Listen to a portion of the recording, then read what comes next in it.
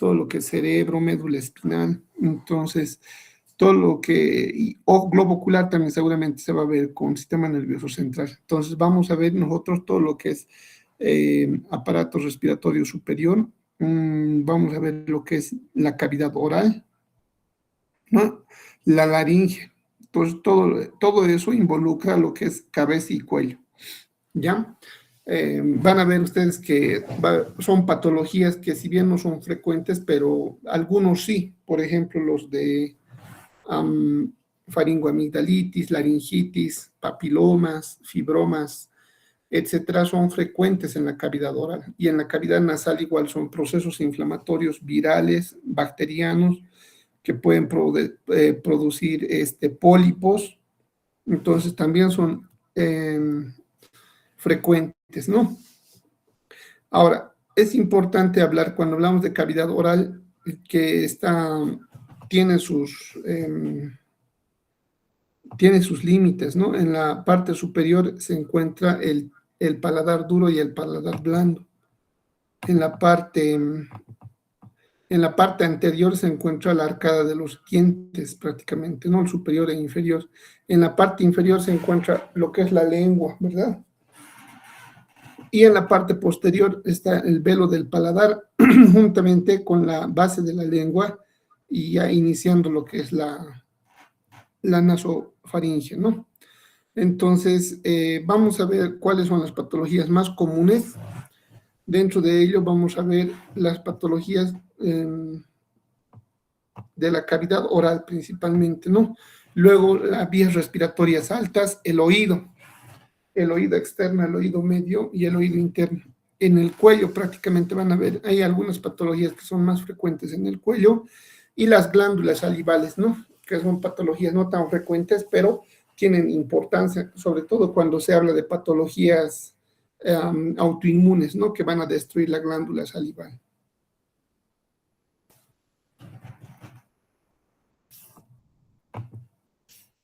Bueno, entonces vamos a hablar de la cavidad oral. Habíamos indicado que son los límites, ¿no? Anterior, superior, inferior, posterior y laterales. A nivel lateral están los carrillos, ¿no? De la boca. Entonces, prácticamente en la cavidad oral, la patología más frecuente es la caries, ¿no? Entonces, vamos a observar principalmente lo que es la pieza dentaria. Entonces, la pieza dentaria van a estar compuesto de afuera hacia adentro por un esmalte, ¿no? Que es una película que prácticamente protege, que es la parte más dura, ¿no? Juntamente con la dentina, que es la parte donde lleva ya lo que es la irrigación y la inervación. Cuando ya la caries llega a la dentina, ya se produce dolor, ¿verdad? La pulpa principalmente. Y por la parte inferior está la raíz, ¿no? También se puede clasificar de afuera hacia adentro en corona, cuello y raíz, ¿no? Entonces, la caries igual es un proceso infeccioso producida por el Streptococcus mutans, ¿no? Que es una enfermedad infecciosa que destruye los tejidos prácticamente del diente. Se va a alimentar prácticamente de la sacarosa del azúcar, ¿no? Y va a producir una destrucción por las enzimas y prácticamente va a ir degenerando lo que es la parte del esmalte hasta llegar a la dentina. Cuando llega a la dentina puede producir ya dolor e irritación y lógicamente va a producir inflamación, ¿no?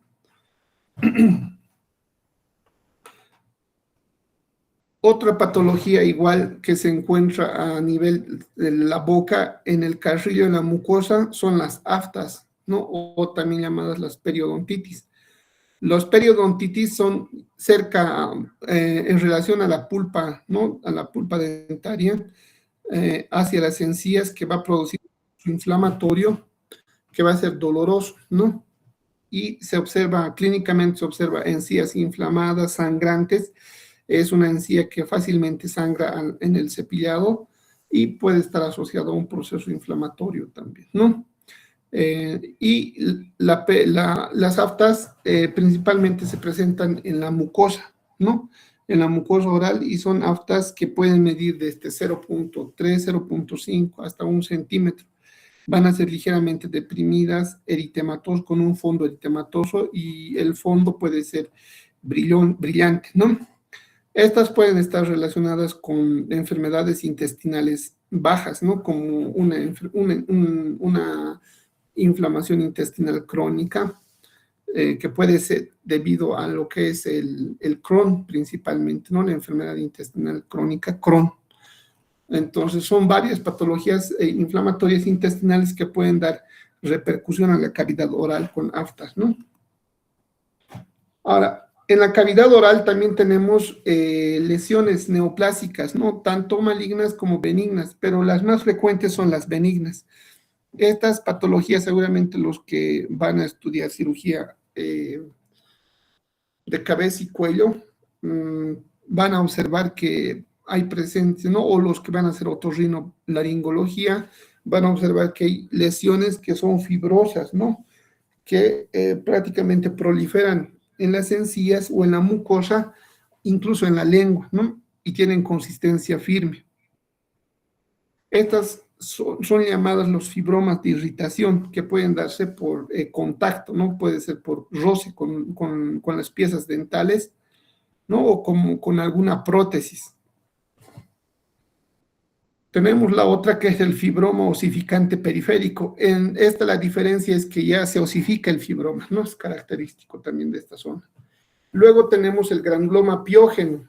El granuloma piógeno es una neoplasia benigna proliferativa en las encías, principalmente se da en mujeres en gestación, ¿no? Porque van a tener un aumento del factor de crecimiento epidérmico y vascular, entonces ellos ante cualquier trauma o proceso inflamatorio van a generar una proliferación de un tejido benigno regenerativo, ¿no? Que es un granuloma que puede tener infección, ¿no? Y es de rápida proliferación. El tratamiento es quirúrgico, pero normalmente esto puede autolimitarse y se puede perder, ¿no? Y el granuloma periférico de células gigantes, como su nombre dice, va a estar formado de células gigantes nucleadas y va a tener un crecimiento periférico. Se asemeja o simula también al granuloma piógeno, ¿verdad? Ahí estamos viendo microscópicamente un granuloma piógeno, que es una proliferación de vasos sanguíneos muy finos, ¿no? Limitado por un epitelio mucocutáneo en este caso, y con proceso inflamatorio activo, que puede llegar a ulcerarse incluso. Y en la parte inferior estamos viendo el granuloma periférico de células gigantes. La única diferencia es que tiene presencia de células gigantes multinucleadas, ¿no? Granuloma periférico de células gigantes. Luego tenemos procesos infecciosos, principalmente las virales, ¿no? Entre las virales la más frecuente es la herpes, ¿no? De tipo infección por herpes virus simple tipo 1. Entonces podemos observar en la imagen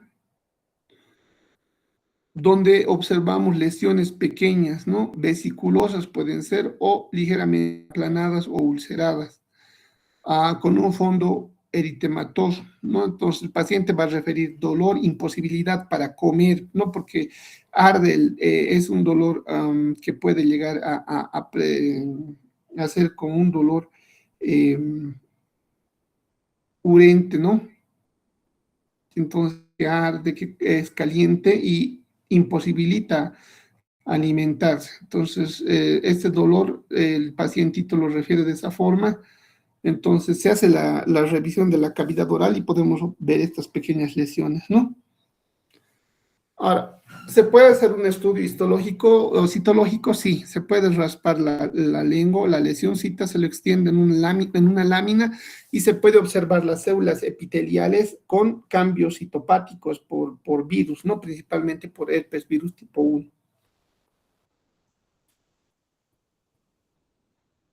¿Qué vamos a observar en la citología? Vamos a observar células epiteliales con núcleos, múltiples núcleos, con aumento de tamaño, que son irregulares, ¿no? Y que tienen reforzamiento en la membrana nuclear. Y en acá estamos viendo otra lesión que puede asemejarse, pero es más una placa blanquecina, que son las leucoplaquias, ¿no? Ahí estamos viendo un corte histológico de cambios citopáticos de las células epiteliales. Entonces, aquí estamos viendo una célula epitelial que tiene varios núcleos. ¿Cuántos tiene? Una, dos, tres, cuatro, cinco, seis núcleos, ¿no?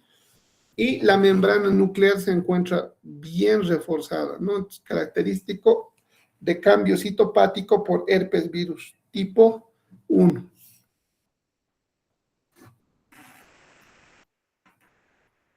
Luego tenemos a las famosas candidiasis, ¿no? Que son producidas por hongos, la Candida albicans principalmente, ¿no? Que puede proliferar en la flora oral, principalmente en pacientes inmunosuprimidos, como pacientes con insuficiencia renal, paciente con VIH, paciente con diabetes mellitus, ¿no? O simplemente está cursando con una infección viral importante y hay una inmunodepresión, entonces puede haber una proliferación de estos tipos de agentes. Perdón, tengo una llamadita.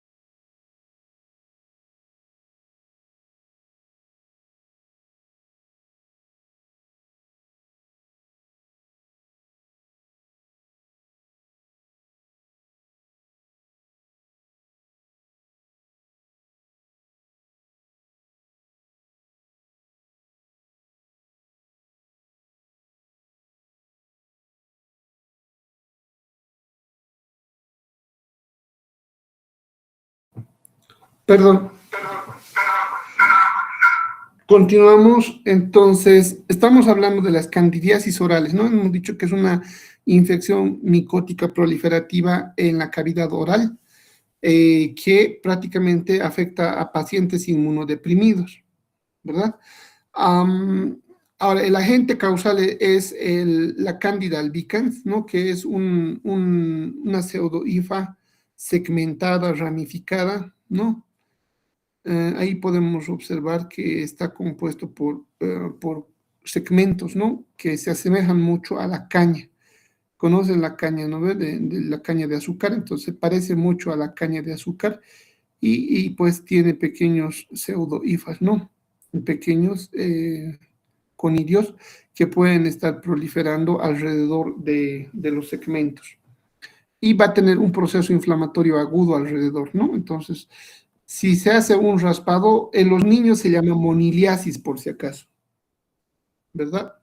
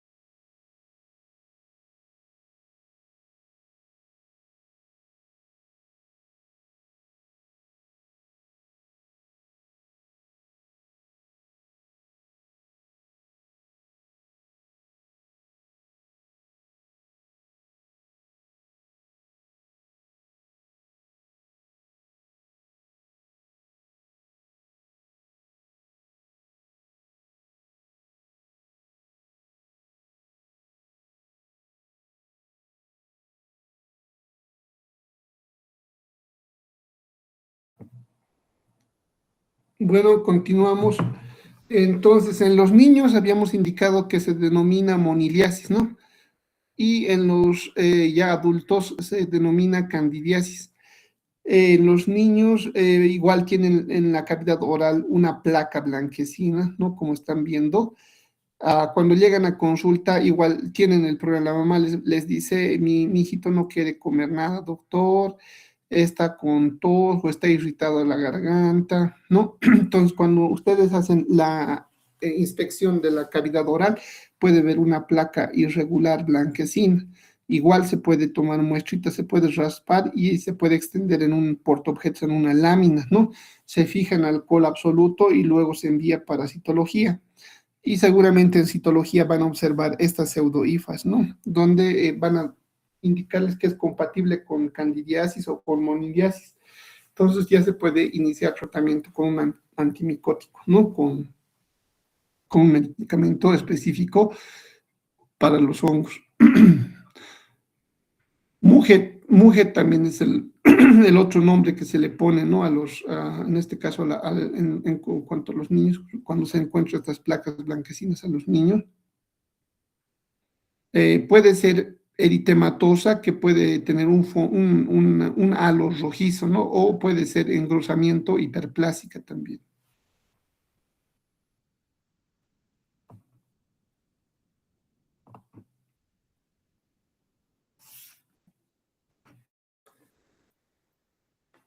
Bueno, acá estamos observando la leucoplasia y la eritroplasia. Son lesiones preneoplásicas que algunos los mencionan, algunos autores, ¿no? Cuando el paciente venga y le diga, doctor, tengo una mancha en la lengua, hay que tener cuidado porque esa mancha puede significar el inicio de un cáncer, ¿no? Entonces, ya sea leucoplasia porque es una placa blanquecina o eritroplasia cuando es una placa rojiza, pueden estar acompañadas de lesiones proliferativas como estamos viendo acá y acá. Entonces, se tiene que tomar una biopsia, ¿no? ¿Para qué? Para descartar si es maligno, ¿no? Puede tratarse de procesos igual infecciosos, ¿no? O también pueden ser líquen, tipo liquenoides, pero hay que descartar. Entonces, la leucoplasia puede desarrollarse en el piso de la boca, ¿no? A nivel del paladar y de las encías. Característica histológica, hiperkeratosis de las células epiteliales y acantosis, que es el engrosamiento de la pared del epidermis, ¿no? En cambio, la eritroplasia tiene un fondo macroscópico rojizo, irregular, con bordes irregulares, que puede originar una displasia celular, pero microscópicamente vamos a ver una reacción con vasodilatación importante, es por eso la coloración, ¿no? Cualquiera de ambas sí o sí tiene que tomarse una biopsia para descartar cáncer, un carcinoma de cavidad oral. Entonces, los carcinomas denominados carcinoma epidermoide tienen un origen multifactorial. Hemos visto estos últimos años que la gran mayoría de los pacientes que acuden por carcinoma epidermoide, ya sea de lengua, de la mucosa oral, del labio, de las encías, o de la faringe o de la laringe, generalmente están asociados a la HPV 16 y 18, ¿no? Y esto es una infección de transmisión sexual. Entonces, otras causas pueden ser tabaco y alcohol, la radiación también puede ser, o la de herencia genética, ¿no? Generalmente se encuentran ubicadas estas lesiones en la cara ventral de la lengua, en el suelo de la lengua, en los labios inferiores, principalmente como hemos visto el otro día, y el paladar blando y las encías también, ¿no? Ahora, esto es una evolución, ¿no? Es un carcinoma epidermoide que puede evolucionar lentamente, no es de la noche a la mañana. Entonces, al inicio va a haber una hiperplasia, ¿no? Que va a haber un engrosamiento del epidermis. Luego puede haber una displasia leve que va a abarcar solamente un tercio del espesor del epitelio. En una displasia ya más grave puede abarcar todo el espesor del epitelio, la displasia, y eventualmente cuando ya rompe la membrana basal y se va infiltrando hacia la lámina propia, se denomina carcinoma escamoso invasivo, ¿no? Entonces, esto es la evolución que puede demorar 10 hasta 15 años, ¿no? Clasificación histológica de los quistes. Entonces, vamos a ver ahora qué otras lesiones se puede observar en la cavidad oral. principalmente con degeneración quística, ¿no? Entonces van a haber dos grupos, los inflamatorios y los congénitos. En los inflamatorios se pueden denominar quistes periapicales, quistes residuales y quistes parentales, ¿no? Todos estos quistes van a estar ubicados cerca de la encía y la pieza dentaria. En la mayoría son inflamatorios, como su nombre dice, ¿no? Y los congénitos que nacen ya con estos quistes pueden ser el quiste dentígero, queratoquiste odontogénico, gingival del adulto, el periodontitis o periodontal y el odontógeno, ¿no? De las dos variantes. La diferencia entre un inflamatorio y un congénito es que el congénito muchas veces es difícil de tratar, se puede legrar, se puede resecar el tejido involucrado, pero vuelve a regenerar. Entonces los pacientes incluso llegan a sospechar de la malignidad, pero es una neoplasia benigna congénita que tiene gran potencial regenerativo o no, nuevamente puede recidivar. En cambio, los inflamatorios normalmente con un tratamiento quirúrgico se pierden. Ahí estamos viendo un quiste periapical, ¿no? Alrededor de las raíces de la pieza dentaria. Y ahí estamos viendo quistes dentígeros o quiste o queratoquiste odontogénico, ¿no? Alrededor de la pieza dentaria que no ha excluido, tiene todavía una halo blanquecino que forma un quiste que se encuentra dentro, incrustado, involucrado o secuestrado, ¿no? Dentro del maxilar. Otros tumores odontogénicos que también son importantes, vamos a ver que tienen origen, dependiendo de su origen. Por ejemplo, que se originan del epitelio odontógeno, que son benignos, son llamados ameloblastomas o tumor odontógeno del epitelio, ¿no? Y los malignos se van a denominar carcinoma ameloblástico, carcinoma odontógeno de células claras. Cualquiera de ellos puede originarse en la encía, en la mucosa, y pueden desarrollar rápidamente, ¿no? Particularmente el ameloblastoma tiene degeneración quística, muchas veces se confunde con quiste benigno, pero es expansivo y puede crecer rápidamente, ¿no? Microscópicamente es más fácil reconocer a los ameloblastomas. Por otra parte, los que son de origen ectomesenquimales son en este caso el fibroma, el mixoma y el cementoblastoma, más originados del tejido mesenquimal y que pueden desarrollar un proceso fibroso o degenerativo mucoide como un mixoma, ¿no? Luego tenemos los epitelios ectomesenquimales odontógenos. Ahí igual se puede observar que son benignos y malignos. Entre los benignos está el fibroma, el fibrodontoma y el odontoma, ¿no? Que son neoplasias benignas que pueden tener degeneración quística, pero en su interior van a tener piezas dentarias. Y cuando hablamos de tumores ectodérmicos o mesenquimales, vamos a ver los malignos principalmente pueden involucrados con el fibrosarcoma que tiene mal pronóstico o el ameloblastoma maligno, ¿no? Que igual es de mal pronóstico. Ahí estamos viendo un ameloblastoma, una tomografía lateral donde vamos a ver que es una lesión quística expansiva que puede crecer y puede afectar todo el hueso, no tanto maxilar superior como maxilar inferior y puede afectar incluso otros órganos como el globo ocular, ¿no? Entonces es importante saber que los ameloblastomas son lesiones benignas pero expansivas y recidivantes. Muchas veces su expansión es tan grande que hace suponer que es una neoplasia maligna. Luego tenemos a los quistes, ¿no? Odontógenos, que pueden ser lesiones pequeñas o medianas que pueden estar entre las raíces, ¿no? Del maxilar.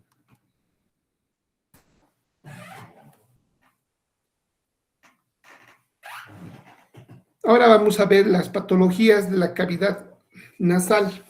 Como están viendo en imagen, podemos observar desde los procesos infecciosos virales, que son las rinitis por adenovirus, por rinovirus, y las rinitis alérgicas, que pueden deberse a polvos, hongos, alérgenos, ácaros, caspa de animal, ¿no?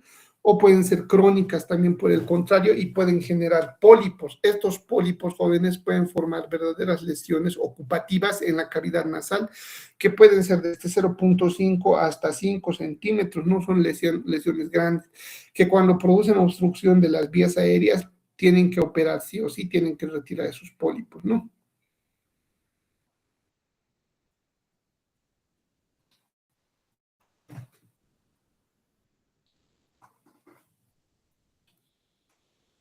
En la nasofaringe, jóvenes, vamos a observar una patología que es bien frecuente y conocida por todos nosotros y que por lo menos al año una o dos veces enfermamos, que es la amigdalitis, ¿no? O la faringitis, o cuando son mixtas, la faringoamigdalitis.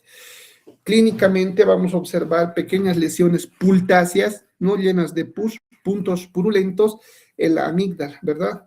Ahora, en los niños es difícil de ver amígdalas porque no desarrollan, ¿no? Hasta los 3, 4, 5 años recién es que pueden observarse amígdalas. Antes no hay amígdalas, por si acaso. Entonces, si alguien les dice que hay amigdalitis en niños menores de 3 años, pero entonces es mentira, porque no desarrollan todavía las amígdalas como tal, ¿no? Pero ya en niños más grandes, jóvenes, adultos, ancianos, ya se puede ver una amígdala bien desarrollada y como es un tejido linfoide, puede estar reinflamada y puede observarse como dos pelotas, ¿no? Que están ahí, uno al lado del otro y con puntos purulentos. Entonces, lo que quiere decir que es una enfermedad inflamatoria activa. Por otro lado, tenemos a los tumores que pueden ser benignos y malignos, ¿no? El angiofibroma nasofaringeo es una lesión que es mixta, ¿no? O sea, puede proliferar lento, pero puede tener un comportamiento agresivo por un crecimiento, ¿no? Entonces, como se dice, angiofibroma es una neoplasia mixta que prácticamente están combinados entre proliferación de vasos sanguíneos y tejido fibroso. Luego tenemos a los papilomas. Estos papilomas en la cavidad nasal pueden crecer como verrugas, ¿no? Que pueden estar asociados a infecciones virales, sí. Pueden ser exofíticas o pueden ser endofíticas que crecen dentro del estroma. También pueden ser endofíticas y cilíndricas, ¿no? Esas son sus variantes clínicas. Otra patología neoplásica que tiene un comportamiento maligno, es realmente una neoplasia maligna, es el neuroblastoma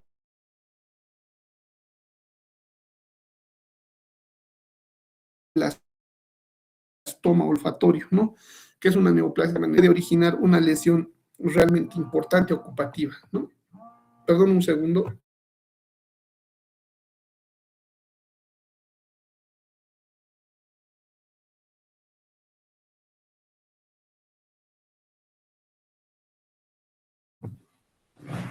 Bueno, entonces, eso en cuanto a la amigdalitis y la faringoamigdalitis. El agente principal es el estreptococo beta hemolítico, ¿no? Ahora, el tema de las faringoamigdalitis es importante explicar a los pacientitos que deben cumplir el tratamiento, ¿no? Pacientes que toman amoxicilina o la administración de penicilina, pero generalmente las inyectaciones o las inyecciones de penicilina tienen que, dependiendo del peso del paciente, se tienen que ver, ¿no? Porque hay penicilinas que se administran a pacientes de 15 años y otros mayores de 15 años. Entonces, dependiendo de la dosis también. En cuanto a lo que son los comprimidos, el paciente tiene que cumplir un tratamiento que son de 7 a 10 días, ¿verdad? Pacientes que no han cumplido el tratamiento crean resistencia. Entonces, estas bacterias se hacen resistentes y no responden ni a amoxicilina, ni a cotrimoxazol, ni a ciprofloxacino, y muchas veces tienen que usar acitromicina o levofloxacino, y a veces algunos pacientes ya están creando resistencia a la levo y a la acitromicina. Entonces, estos pacientes tienen que tener cuidado, ¿no? ¿Por qué? Porque estas bacterias están, si bien están afectando a la vía aérea superior, pueden bajar a la circulación al pulmón o pueden complicarse y pueden hacer septicemia, o sea que se van a los vasos sanguíneos y de ahí pueden llegar incluso a nivel del riñón y hacer una reacción cruzada y hacer un depósito de antígeno anticuerpo y causar una glomerulonefritis postestreptocócica, ¿no? Entonces no había sido nomás infección bacteriana de amígdala, sino puede tener una complicación mayor. Entonces, paciente que se diagnostica faringoamigdalitis, pultácea clínicamente, todo esto, tiene que llevar un tratamiento y hay que hacer buena supervisión de que las cumpla, ¿no? Bueno, habíamos hablado ya del tumor, los tumores más frecuentes a ese nivel, el angiofibroma nasofaringeo, que es una neoplasia maligna puede proliferar a nivel de la mucosa. Papilomas, hemos dicho, ¿no? Que pueden ser exofíticas o endofíticas, que pueden ser dentro del estroma. El neuroblastoma, que es una neoplasia del tejido nervioso periférico, que puede proliferar en forma de rosetas, ¿no? Pseudo rosetas olfatorias se llaman, de Homer Wright, y pueden afectar todo lo que es la mucosa nasal. Y el carcinoma de la línea media, que tiene principalmente afectación a este nivel de la región nasal, y a veces suele confundirse con patologías benignas, ¿no? El carcinoma nasofaringeo es un carcinoma que puede generalmente afectar a jóvenes, ¿no? Son neoplasias que a veces uno no sospecha que fuese maligna, pero sigue proliferando. Esto, y microscópicamente también es difícil de diagnosticar porque tiene dos componentes, un componente epitelial y un componente inflamatorio de tipo linfoide. Entonces, a veces ese proceso inflamatorio linfoide a veces enmascara y cubre a las células neoplásicas epiteliales, y a veces uno no es preciso con el diagnóstico, ¿no? Es uno de los retos más grandes de los patólogos diagnosticar carcinoma nasofaringeo por esta característica que les acabo de mencionar.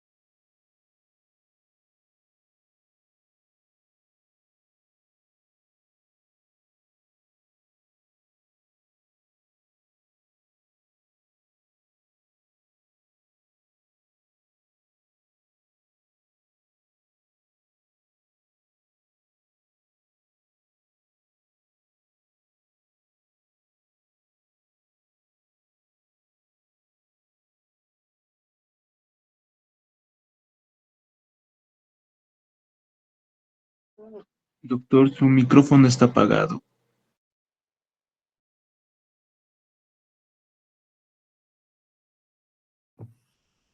Perdón. Vamos a retroceder. Desde acá creo, no han escuchado, ¿verdad? Sí, doctor. Ya. Entonces, les estaba comentando que en la cavidad nasal tenemos un carcinoma llamado carcinoma nasofaringeo, que es una neoplasia que afecta principalmente a niños, jóvenes, ¿no? Y que es de difícil diagnóstico, no solamente por la clínica y por el sitio de la lesión, sino también por la histología, porque vamos a ver que tienen, por ejemplo, varios tipos. Por ejemplo, el carcinoma nasofaringeo, queratinizante, no queratinizante y el indiferenciado. En las dos primeras, en la queratinizante, tiene perlas córneas, globos córneos que se pueden observar, ¿no? Entre las células epiteliales escamosas, y en las no queratinizantes prácticamente son neoplasias de células escamosas sólidas, ¿no? Y el indiferenciado, que tiene las dos, tanto el inflamatorio como las células, ¿no? El tercero es el más difícil de diagnosticar porque a veces no se pueden observar las células epiteliales. Y ante eso a veces hay que hacer inmunistoquímica para confirmar el diagnóstico. Luego tenemos la laringe. En la laringe también se pueden asentar virus y bacterias, pero principalmente las laringitis virales, ¿no?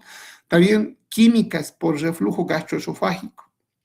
Y en los niños principalmente pueden tener afectación importante si están asociados a patologías, ¿no? Que pueden empeorar el estado, ¿no? Como una fibrosis pulmonar o como una leucemia, ¿no? Entonces se pueden empeorar estos casos. Luego tenemos las lesiones benignas, ¿no? Que pueden proliferar en la laringe, llamados papilomas escamosos. Estos papilomas generalmente están asociados al serotipo 6 y 11, que son benignos, pero pueden crecer y pueden formar como una especie de pólipos en las cuerdas vocales. Estos pólipos pueden ser fibrosos, a veces suelen confundirse con los papilomas, ¿no? pero el tratamiento es resección nada más, no es de alto riesgo. Y luego tenemos a los carcinomas como tal de la mucosa y de la laringe. Estos pueden estar asociados al consumo de tabaco, alcohol y radiación, infecciones repetidas o frecuentes crónicas, dolor, no principalmente con una disfagia o hematitis.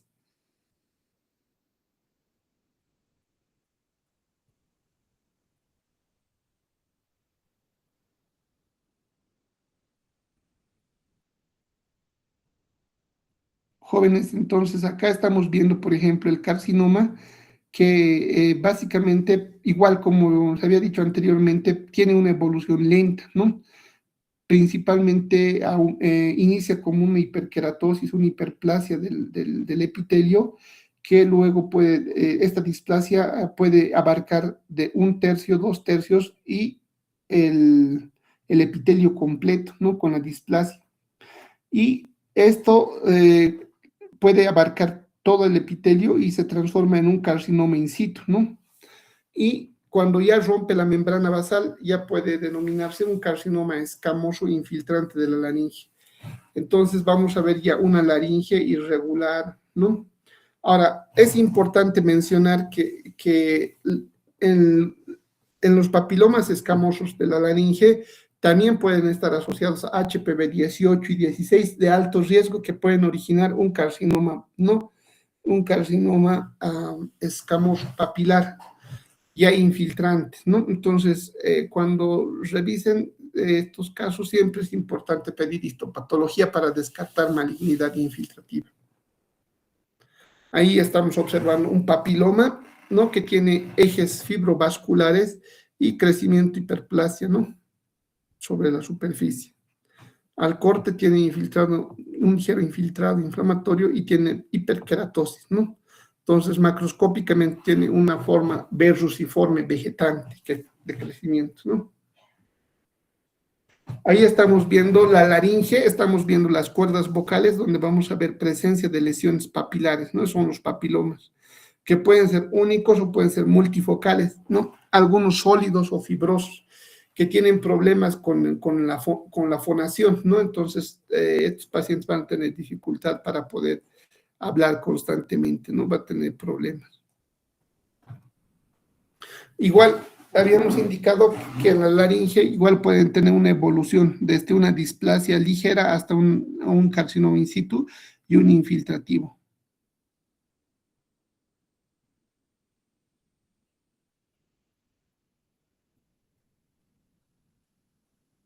Entonces, en la última parte estamos viendo un carcinoma invasivo que rompe la membrana basal y tiene una infiltración, ¿no? En la lámina propia. Entonces, característico de un carcinoma invasivo con mitosis atípica, pleomorfismo, y cuando este tumor hace metástasis a otro órgano, llámese ganglio linfático, llámese pulmón, hueso, eso ya es una metástasis a distancia, ¿no? Que es una complicación importante del último periodo. Ahora vamos a hablar patologías del oído. Vamos a hablar las inflamatorias, las famosas otitis media aguda y la crónica, ¿no? Son procesos que están asociados a procesos inflamatorios o infecciosos, ¿no? El estreptococo neumonía, por ejemplo, el Haemophilus influenza y la Moraxella catarrhalis son los agentes infecciosos más frecuentes que pueden ocasionar una otitis media, tanto la aguda como la crónica. Y las bacterias, ¿no? Los adenovirus, los rinovirus también pueden ocasionar procesos inflamatorios del oído medio. ¿Por qué? Porque tiene una conexión con el nasofaringe a través de la trompa, ¿no? De Eustaquio. Una neoplasia benigna que se puede formar por mala higiene y por formación de inflamación son los colesteatomas. Este colesteatoma es una neoplasia benigna que puede llegar a ocupar el oído y puede llegar a disminuir la acusia, ¿no? Puede asociarse con una hipoacusia del pacientito. Ahí vamos a tener este colesteatoma que puede llegar a medir desde 1 hasta 4 centímetros, ¿no? El epitelio va a estar tapizado por un epitelio escamoso amorfo y dentro este contenido va a ser un contenido de queratina, ¿no? depósito de queratina importante, que muchas veces rompe y puede formar una reacción inflamatoria granulomatosa. La otoesclerosis es un proceso inflamatorio fibrocalcificado de la cavidad, ¿no? Media, donde vamos a ver un depósito anormal de huesos, una fibrosis anquilosis de estas estructuras que complican, ¿no? Prácticamente el tratamiento y el abordaje. Los tumores en el oído básicamente van a ser los tumores, las neoplasias malignas epiteliales que vemos en cualquier piel. En ellas vamos a ver, por ejemplo, el carcinoma vasocelular y el carcinoma epidermoide, que son frecuentes, ¿no? Sobre todo en ancianos y en hombres. Ahora vamos a hablar del quiste branquial. ¿Qué es el quiste branquial? Entonces, es una formación sacular imaginado que se forma a partir del vestigio del segundo arco branquial, ¿no? En la cara superior lateral del cuello. Este quiste branquial puede medir de 2 hasta 5 centímetros y está tapizado por un epitelio cilíndrico pseudoestratificado. Puede contener tejido linfático también con centros germinales y el contenido puede ser seroso o mucinoso independientemente. Otro va a ser el quiste del conducto tirogloso. Es un vestigio del conducto tirogloso que se dilata y se forma un quiste que puede medir de 1 a 4 centímetros y está tapizado por un epitelio estratificado en la base de la lengua, ¿no? Y el epitelio puede ser cilíndrico o pseudoestratificado. Y finalmente vamos hablando del paraganglioma. ¿Qué son los paragangliomas? Son neoplasias neuroendocrinas derivados de las células neuroendocrinas, ¿no? Los paragangliomas entonces son células neuroendocrinas que pueden estar ubicados cerca de la bifurcación de las carótidas, también pueden estar ubicados en los arcos paraganglionares, o sea, alrededor de la columna vertebral, en la línea media, o también pueden estar ubicados en la glándula suprarrenal, en la médula, ¿no? Todos estos paragangliomas generalmente en el 99% son benignos, pero hay un 1% que puede convertirse en maligno, ¿no? Y puede hacer metástasis. En este caso, de este paraganglioma se ha estudiado bastante, ¿no? Y la mayoría indica que está asociado con la hipoxia, ¿no? Entonces, ¿en quiénes se ha encontrado más paragangliomas? En pacientes del alto, ¿no? En altitud. ¿Por qué? Porque hay una hipoxia. Entonces, estos son vasoreceptores, ¿no? Que reciben, ¿no? La carga, son receptores que pueden ver barométrica. Entonces, a mayor altura, estos tienen una mayor estimulación, ¿verdad? Ahora, microscópicamente, ¿cómo se ve? Tiene una forma de nidos, ¿no? Pequeñas bolas de nidos de células redondas con citoplasma clara o granular y un núcleo en sal y pimienta, ¿no? Llamados paragangliomas. También pueden encontrarse en las zonas paravertebrales, ¿no?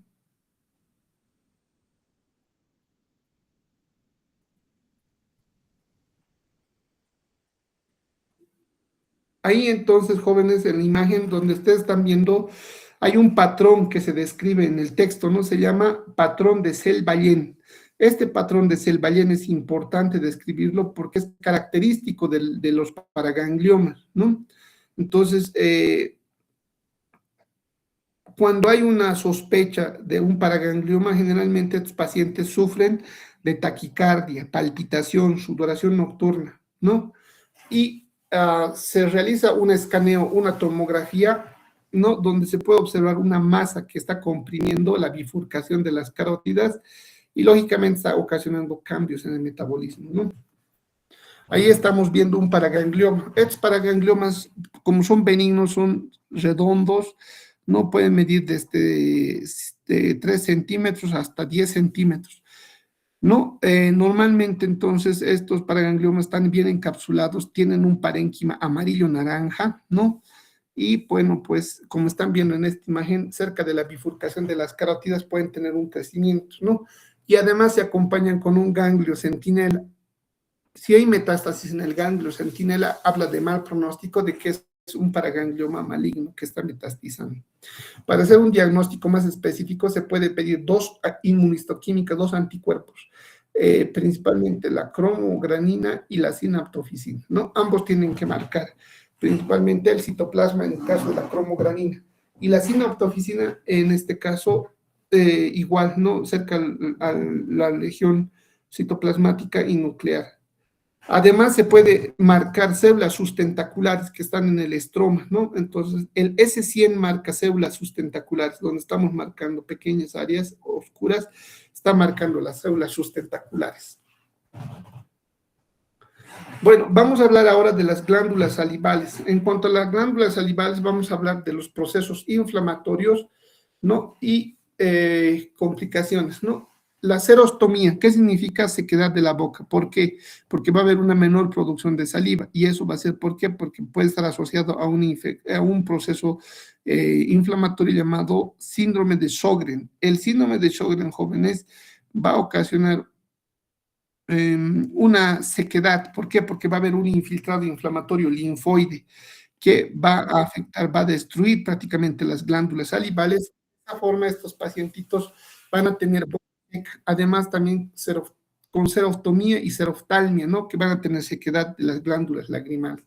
Entonces, es importante el diagnóstico para evitar la complicación, ¿no? De un ojo irritado, de unas úlceras en la mucosa, del oral, ¿no? Principalmente a nivel de lo que son las glándulas salivales. Ahora, podemos ver también otra patología que son las cialoadenitis, ¿no? Estas cialoadenitis son inflamaciones que pueden ser agudas o crónicas. Estos pueden ser traumáticos porque pueden haber un trauma entre el diente y la mucosa, ¿no? Y pueden causar una estenosis de los conductos salivales y pueden causar inflamaciones hasta quistes, ¿no? Pequeños quistes llamados mucoceles.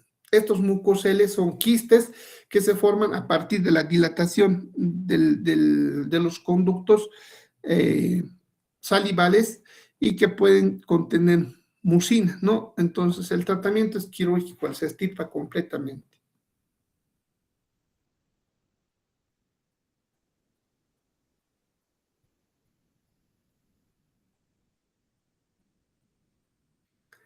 Bueno, entonces, otra complicación igual importante de las glándulas salivales se denomina la cialolitiasis, que es la presencia de cálculos a nivel de los conductos, ¿no? De las glándulas salivales. Esto puede formar procesos infecciosos y puede formar abscesos, ¿no? Entonces, el tratamiento puede ser quirúrgico o la extirpación de los cálculos, ¿no? Para que pueda drenar todo. Y finalmente vamos a hablar de las glándulas salivales, en este caso de las neoplasias, ¿no? El 80% de las neoplasias son benignas de las glándulas salivales y principalmente el órgano más afectado es la glándula parótida, que es la glándula salival mayor, y en un 10% las submandibulares y las glándulas salivales menores, ¿no? Otro tanto menor son cancerosos, son malignos, ¿no? Entre ellos pueden estar el 40% ubicados en la submandibular, 50% en las glándulas salivales menores y un 15% en la glándula parótica, inversamente proporcional. Ahí estamos viendo, ¿no? Son glándulas salivales que están aumentadas de tamaño, que a veces hay que hacer un diagnóstico diferencial con ganglios infartados, ¿no? Entonces, la opción quirúrgica es buena para un diagnóstico principal. Luego tenemos otra neoplasia mixta, también se denomina, ¿no? Porque tiene dos componentes, ¿no? Aquí estamos hablando del adenoma pleomorfo, que el 60% afecta a la glándula parotidia. Son mixtos porque van a tener tejido epitelial y mesenquimal.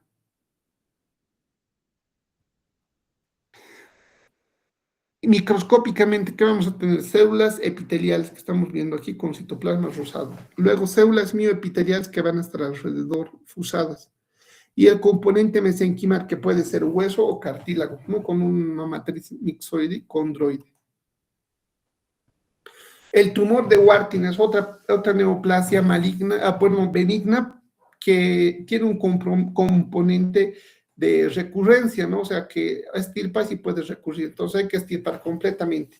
Su otro nombre es llamado como cistadenoma papilar linfomatoso. ¿Por qué? Porque si ustedes ven microscópicamente van a tener agregados linfáticos tapizados por un epitelio doble cilíndrico, ¿no? Característico del cistadenoma papilar de Warthin o tumor de Warthin. Clínicamente tiene un aumento de volumen en el sitio afectado y puede contener en su interior líquido, ¿no? Como quistes. Y luego tenemos el carcinoma mucoepidermoides, ¿no? Que es una neoplasia epitelial productora de mucina, ¿no? El 15% en las glándulas salivales, principalmente en la parótida, ¿no?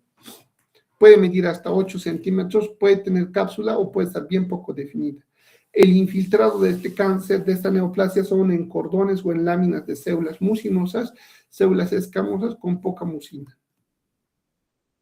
El quiste adenoide quístico, como su nombre dice, quiste adenoide, son pequeñas glándulas que van a separarse, dilatarse en forma de pequeños quistes y van a estar mal encapsuladas, ¿no? Su patrón principal puede ser tubular, cribiforme, sólido, ¿no? Con células de núcleo compacto y un citoplasma escaso, ¿no? Principalmente. Entonces, como conclusión vamos a decir que las glándulas salivales, la mayoría en un 90% son benignas, pero las malignas afectan principalmente a glándulas salivales menores y las benignas afectan a glándulas salivales mayores como la parótida principalmente, ¿no? Bueno, me parece que es eso con respecto al tema de cabeza y cuello, ¿verdad? No sé si tienen alguna consulta o duda referente al tema de cabeza y cuello, jóvenes. Los escucho, por favor.